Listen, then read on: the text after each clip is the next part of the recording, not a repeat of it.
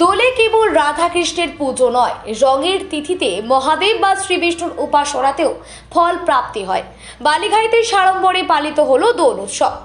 দোল উৎসবের সূচনা হয় দোলের আগের দিন ন্যাড়া পোড়ার মধ্য দিয়ে। পরবর্তী দিনে শ্রীকৃষ্ণ ও রাধিকার বিগ্রহে আবির দিয়ে দোল উৎসব পালন করা হয়। পালন হয় শ্রী শ্রী গৌরাঙ্গ মহাপ্রভুর জন্মোৎসব। দোল বা হোলি যে নামেই আমরা পালন করে থাকি না কেন, এই উৎসবের ধর্মীয় তাৎপর্য খুবই গুরুত্বপূর্ণ। দোল কখনো শ্রীকৃষ্ণ এবং রাধিকা কেন্দ্রিক, কখনো বা বিষ্ণু ভক্ত প্রহ্লাদ কেন্দ্রিক, আবার কখনো ভগবান শিব এবং পার্বতী কেন্দ্রিক। এদিন পূর্ব মেদিনীপুর জেলার এগরা 2 নম্বর ব্লকের বালিঘাই কিশোরকড়ি ক্লাবের উদ্যোগে রায়পুকুর পাড়ে পালিত হলো দোল উৎসব।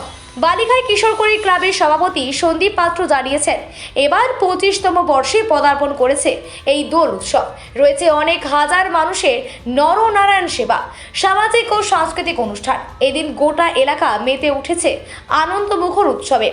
অনুষ্ঠানে উপস্থিত ছিলেন বিশিষ্ট সমাজসেবী কালীপদ বর, সনাতন বেড়া, গুরুপদ ঘোড়াই সহ বিশিষ্টজনেরা।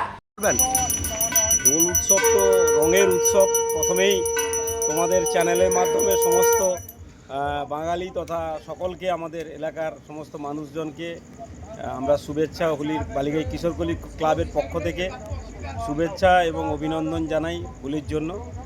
আর দোল উৎসবে আপনারা দেখতে পাচ্ছেন, আমরা ছোট করে হলেও প্রায় আজকে 25 বছর ধরে এই মন্দিরে আমাদের পুজো হয় এবং প্রায় এই আরেকটু পরেই এখানে রান্না বান্না হচ্ছে, দেখতে পাচ্ছেন।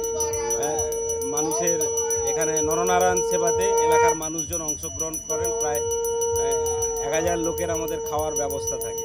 তো এইভাবেই আমরা আজকের দিনটা আনন্দ করি আমরা সবাই মিলেমিশে। আপনার নাম? আমি সন্দীপ পাত্র, বালিঘাই কিশোরকলি ক্লাবের সভাপতি।